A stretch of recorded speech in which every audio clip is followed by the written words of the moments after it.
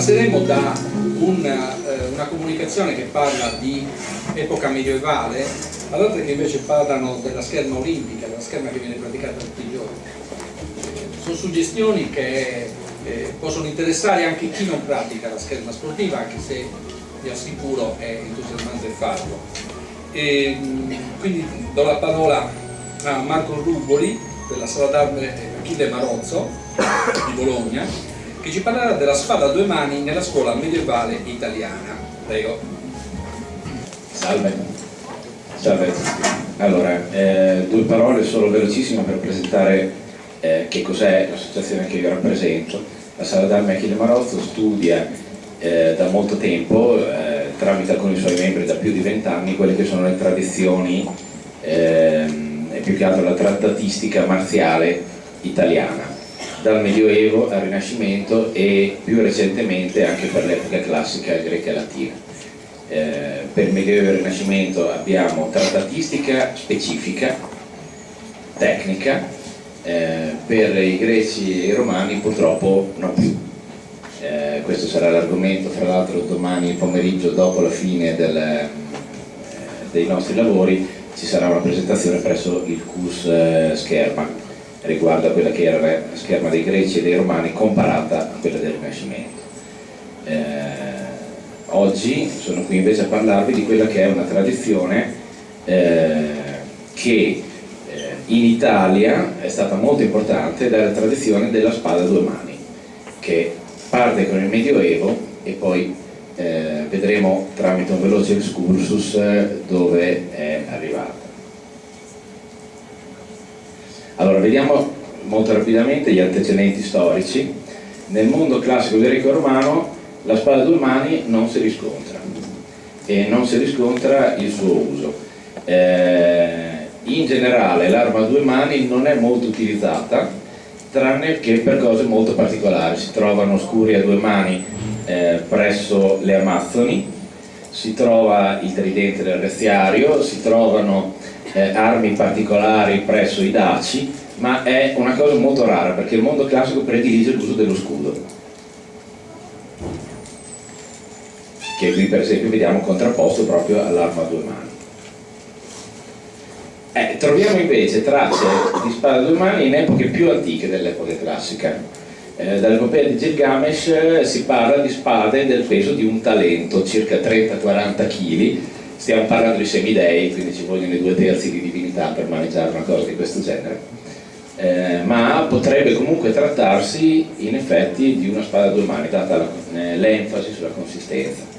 Vedete sotto la spada del Guadalajara, che è conservata al Museo Archeologico Nazionale a Madrid, che è indubbiamente, notate l'impugnatura, una spada a due mani, anche per peso e dimensioni. Considerate che il bronzo pesa molto di più dell'acciaio, quindi spade anche relativamente corte rispetto a una spada a due mani in acciaio vengono ad avere un peso tale che manovrarle esige due mani. Però il centro della spada a due mani in epoca antica è la civiltà micenea. Vedete qui la ricostruzione di un affresco appunto da Micene. Questa è indubbiamente una spada a due mani, quella che il personaggio a sinistra impugna. E poi dal Museo Archeologico di Atene invece vedete degli esemplari molto consistenti di spade che indubbiamente richiedevano due mani per essere maneggiate. Purtroppo però non abbiamo notizie sufficienti per ipotizzare una tecnica di maneggio.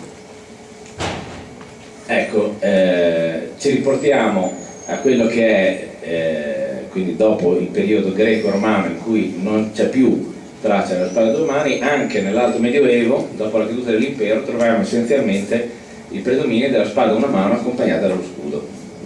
Questo anche perché era usata molto in battaglia militarmente, e quindi c'era necessità di poter parare anche i colpi di armi da lancio.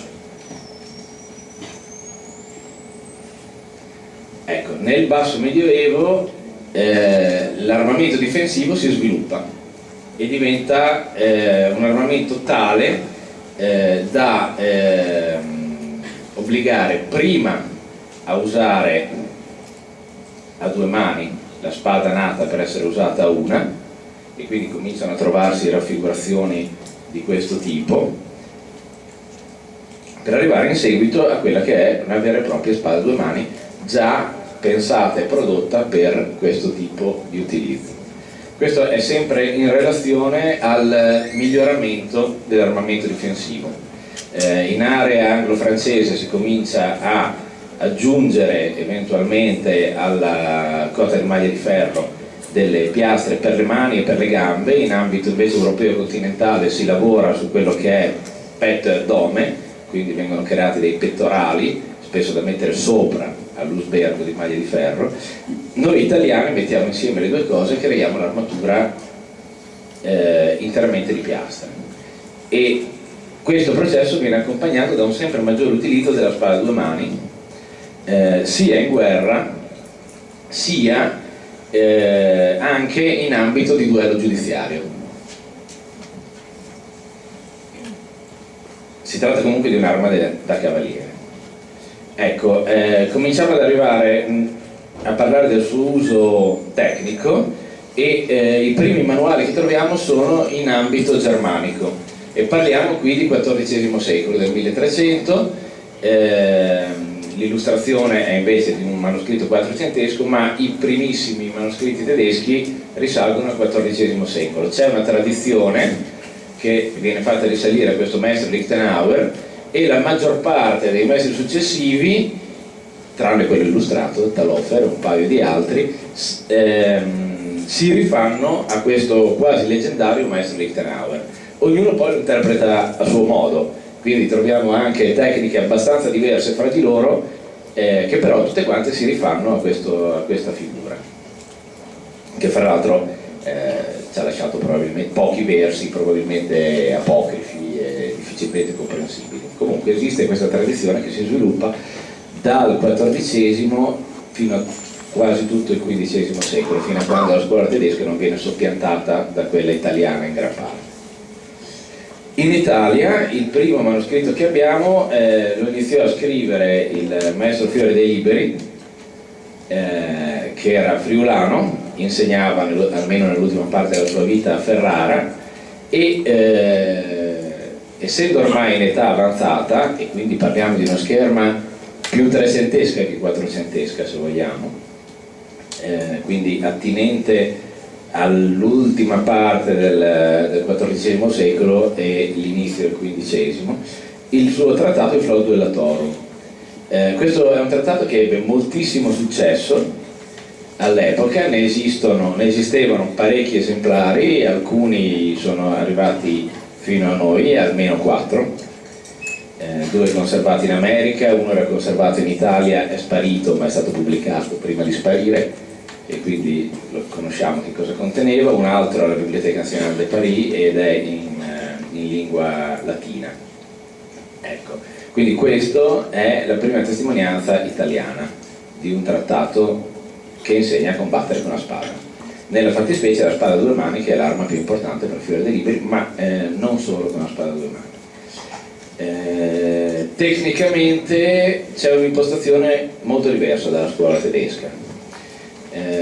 Ipersemplifico per poterlo dire in 30 secondi. Nella scuola tedesca molto spesso si cerca, quando l'avversario ci attacca, si cerca di colpirlo a nostra volta, facendoci in parte schermo con la nostra spada e cercando di anticiparlo. Azione che è un'ottima azione ancora oggi, usata anche nelle sale di schermo sportivo, ma può risultare pericolosa. Fiore dei Liberi in generale cerca di adottare un approccio più prudente. Nel mondo latino, mediterraneo, della costa nord del Mediterraneo, è dai tempi di Senofonte che si scrive che la cosa più importante in un combattimento è portare a casa la pelle. Ferire l'avversario è secondario. Senofonte parla proprio della rabbia, che è da evitare perché spinge a prediligere l'offesa all'avversario piuttosto che la difesa propria. E così questo passa attraverso la romanità, attraverso le tradizioni italiane, ed arriva fino a Fiore dei Liberi, che appunto ha un approccio nel quale prima si para, prima si conserva la propria vita, poi si va a offendere l'avversario. Qui vedete delle illustrazioni dove c'è una tecnica dove contemporaneamente si colpisce la spada e si esegue un calcio in controarticolazione sul ginocchio, una cosa che fa abbastanza male. E vediamo adesso come si arriva a questa cosa. Vi dicevo solo rapidamente, a parte la spada a due mani, nel trattato di Fior dei Liberi c'è tutta una varietà di discipline marziali, quindi abbiamo la daga o pugnale, quindi armato di daga contro armato di daga, la difesa senza armi contro la daga. Vi posso assicurare che non è facile difendersi senza armi contro un pugnale, ma può riuscire. Abbiamo diversi esempi sia in ambito agonistico di queste discipline in cui si riesce a fare di queste azioni che lui mostra, sia anche pratico. Quindi la daga contro la spada e viceversa, bastoni di vario tipo e varie lunghezze usati contro la lancia, l'arma in asta sarebbe una ghiavarina, semplificando comunque simile a una lancia, contro un avversario a cavallo, il combattimento a cavallo con la lancia, con la spada e a mani nude, quindi è un'istruzione molto completa. Abbiamo 12 guardie contrapposte, vedete che le guardie sono guardie nelle quali il colpo è caricato. Questo perché con questo tipo di arma, e in particolare tenendo conto che l'avversario potrebbe essere in armatura, anche se non è raffigurato in armatura, dal testo si vede che la possibilità dell'avversario in armatura è sempre tenuta presente. Quindi l'avversario probabilmente in armatura, la spada che comunque ha una certa consistenza, non quanto si crede comunemente, però è comunque un'arma di un certo peso. Parliamo di 2,5 kg, 3,5 a seconda delle tipologie, e quindi il colpo va caricato, però se io carico il colpo mostro all'avversario che sto per colpirlo, quindi io mi presento con il colpo già caricato, in questo modo almeno lui non sa quando io partirò con l'attacco. Ecco, dalla posizione di guardia uno dei due schermitori che avete visto prima parte con un colpo e l'altro va a parare. Questo produce un incrocio delle spade, che il nostro maestro Fiore chiama incrosare. L'incrosare può essere sul debole della spada, sul medio o sul forte. È chiaro che chi parerà cercherà sempre di parare verso il forte, ma vi assicuro che nel combattimento libero può capitare che l'incrocio avvenga sul mezzo della spada, o anche qualche volta si incrociano punta su punta, specialmente quando uno dei due tende ad andare via, ad allontanarsi, e non solo a parare. Da qui nascono tutta una tipologia di azioni diverse, e quindi varie tecniche, controtecniche e seguiti, follow up della tecnica. In alcuni casi questo è un incrociare in punto di spada, in realtà avviene a una distanza maggiore di quella mostrata nell'immagine, più frequentemente, dove ci sono due tecniche possibili, una è questa punta immediata alla gola, quindi vedete un blocco comunque a distanza. Nella pratica, nel combattimento vero, la maggior parte delle azioni si svolgono a questa distanza qui, però nel trattato di Fiore dei Liberi e in generale dei medievali queste tecniche hanno poco spazio, perché i trattati si basano su illustrazioni, su figure, e non è facile mostrare queste azioni con delle figure, quindi ci si va a concentrare sul gioco stretto, sulle prese, per cui dall'incrosare si va per esempio a colpire con il pomolo il volto dell'avversario, quindi guardia, incrosare e azione ravvicinata. Da qui poi si può proseguire andando in presa e gettando a terra l'avversario, azione particolarmente importante se egli fosse in armatura. Quindi abbiamo posizione di guardia, da qui si arriva all'incrociare, uno attacca e l'altro para, uno dei due avanza portando il colpo, avanza ulteriormente e butta a terra l'avversario. Questo è un esempio di quella che può essere una tecnica con il suo seguito anche.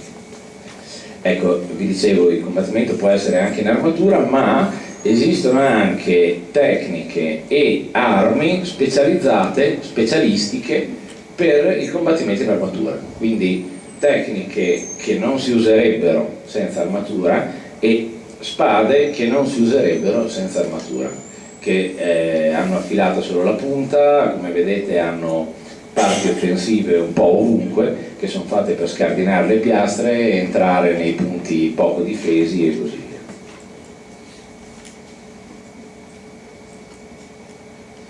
Questo è il testo, va bene.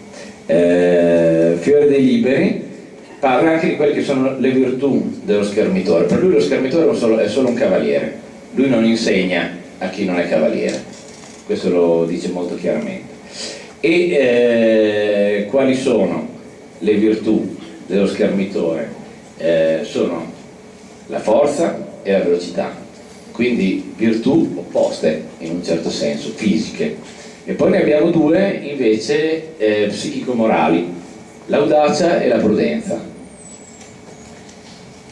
E questo ha una lunga tradizione alle spalle. Se guardate la chanson de Roland ci sono Roland e Olivieri che sono sagesse e prouesse, quindi prodezza e saggezza. Lo stesso Cicerone diceva che i gladiatori devono sapere attaccare con veemenza e ripararsi con cautela, quindi anche questo scorre per i rami.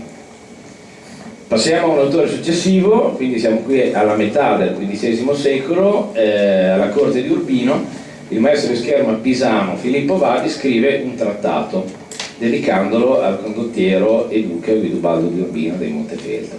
Questo è Filippo Vadi e lui si è ritratto. Ecco, l'etica di Vadi è simile a quella di Fiore dei Liberi, la difesa dei deboli. Io ti insegno a combattere perché devi proteggere gli orfani, le vedove e mantenere, diremmo oggi, l'ordine pubblico negli stati. L'elitarismo, ti insegno solo se sei nobile o cavaliere, la differenza per il maestro, quindi tutto un ambito culturale cavalleresco tradizionalista. Troviamo però anche concetti culturali già tipicamente rinascimentali. Per esempio Filippo Vadi ci dice che la scherma non è un'arte, è una scienza, perché si basa su geometria e tempistica e la confronta appunto con la geometria, con la matematica, con la musica. Anche per Vadi la spada a due mani è l'arma più importante. Anche lui ci presenta 12 guardie, per tutti gli autori sono sempre 12, anche nei vari manoscritti del Fiore dei Liberi. A volte le 12 guardie non sono le stesse fra un manoscritto e l'altro, ma sono sempre 12. Notate che qui la spada viene tenuta sempre un po' più avanti rispetto alle guardie di Fiore. Il caricamento è inferiore, la punta tende ad andare più verso l'avversario, la spada si discosta meno. Abbiamo più presente la possibilità di un combattimento anche senza armatura. Anche qui sono tecniche abbastanza vigorose, c'è sempre un fair play cavalleresco, un rispetto dell'avversario, ma non ci sono azioni proibite. Si entra in due con la stessa arma, con la stessa armatura, eventualmente in uno steccato, uno esce, uno no. Dentro tutto è possibile. Ecco, il trattato di Vadi dal punto di vista della forma ci presenta un'innovazione importantissima, una grande parte di testo che non trovavamo in Fiore dei Liberi, un testo molto esteso che spiega le tecniche di combattimento. Vedete qui un esempio dove si parla del mezzo tempo di spada, oggi nella scherma sportiva si direbbe un'uscita in tempo, che viene descritta e lui manifesta anche la difficoltà di rappresentarla con parole, per chi sa che cos'è chiaro il concetto. Ecco, fra i successori di Vadi abbiamo Pietro Monte che scrive in latino, faccio solo un accenno perché non si sa se è italiano e quindi essendo il tema la tradizione della spada a due mani in Italia andiamo anche abbastanza en passant, però è stato un personaggio importante nel Rinascimento, anche lui presente dalla corte di Urbino, elogiato dal Castiglione nel Corteggiano, anzi il Corteggiano sarebbe il libro mancante fra quelli di Pietro Monte, perché il mestiere del corteggiano è il mestiere delle armi e Baldassare Castiglione dice bene, tutto il resto ve lo dico io. L'oggetto principale della vostra vita ne parla Pietro Monte, trattato in latino e ci sono diversi capitoli anche sulla spada a due mani, non comprensibilissimi. Poi importantissimo nella storia della scherma e della spada d'Umani in particolare Achille Marozzo. 1536 parte la prima versione dell'opera di Achille Marozzo, che sarà ristampata moltissime volte nel corso del 1500 e anche nel 1600. Veniva considerato il fondatore della scherma, invece in realtà abbiamo visto che c'è una lunga tradizione alle spalle di questo maestro. Insegna anche lui diverse discipline, di cui ne vedete qui alcune, con la più grande varietà di armi, e facendo un brevissimo collegamento alla presentazione di domani, vedete che abbiamo molto l'uso degli scudi, il che ci ha aiutato a interpretare molte cose della scherma dei greci e dei romani, perché ci sono dei parallelismi abbastanza stretti, senza andare a ipotizzare una relazione diretta, però le armi sono simili e le tecniche che si trovano spesso anche. Ecco, la spada a due mani occupa tutto un libro del Trattato di Marozzo, e le guardie sono divise in alte e basse. Qui le animazioni funzionano, va bene. Un esempio, qui vedete scritto, ci sarà poi nel paper modo di inserirlo, una tecnica che è una tecnica, anche questa in punta di spada, dove non vado mai a contatto con l'avversario, ma gli faccio delle finte, lo traggo in inganno, lo provoco a tirare dei colpi e lì riesco a averne ragione. Mentre invece qui nel terzo assalto, il secondo assalto è gioco misto, il terzo assalto prese di mezza spada, sono tecniche simili a quelle di Fiore di Libero. Infatti qui vedete un colpo di pomo sul viso come quella che abbiamo visto prima illustrata. Abbiamo poi degli altri epigoni come Giacomo di Grassi nel 1570, qui ormai la scherma di punta comincia a essere troppo importante e quindi si usa, questo è quasi più uno sporco trucco, che si lascia la spada con la mano destra e con la sinistra si spinge una punta. Francesco Alfieri è l'ultimo che si occupa della spada a due mani, ormai di enormi dimensioni, usata per tranciare le picche in battaglia, e la cosa particolare è che tratta molte azioni di base come molinelli e passi, colpi di base, i fondamentali dell'arte, che i maestri più antichi disdegnavano abbastanza di trattare. Poi c'è brevissimamente un mistero: nel 1800 nell'esercito italiano si insegnava il bastone a due mani, come vedete qui, come esercizio ginnastico per aumentare la destrezza dei soldati. Ci sono rappresentanze abbastanza impressionanti con guardie di Marozzo e esercizi di base che faceva Alfieri nel 1640. Anche qui non so se sia lecito ipotizzare una discendenza diretta, ma certo è impressionante. Dopo il bastone militare non troviamo più nulla, è la fine della disciplina italiana della spada a due mani, forse no, noi stiamo cercando di mantenerla viva. Se ho 30 secondi ho 10 video da 10 secondi l'uno, posso? Sì, assolutamente. Vediamo se parte. Ecco, qui vedete tecniche di Marozzo studiate in palestra oggi, martedì per la precisione. Questa è una sala a Cesena.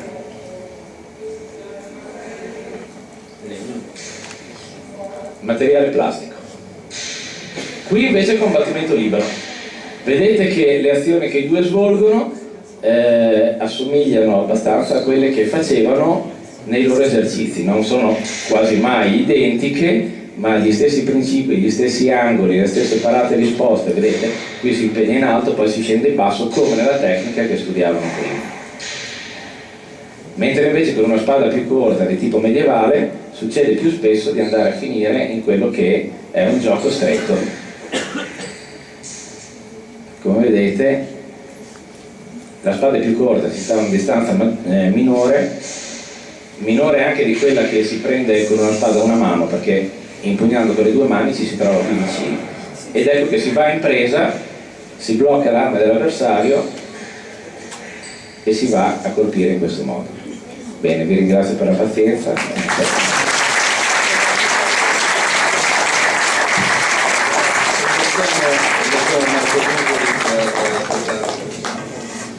Bella comunicazione, soprattutto per aver dimostrato come una capacità di lettura dei documenti è efficace anche dal punto di vista pratico.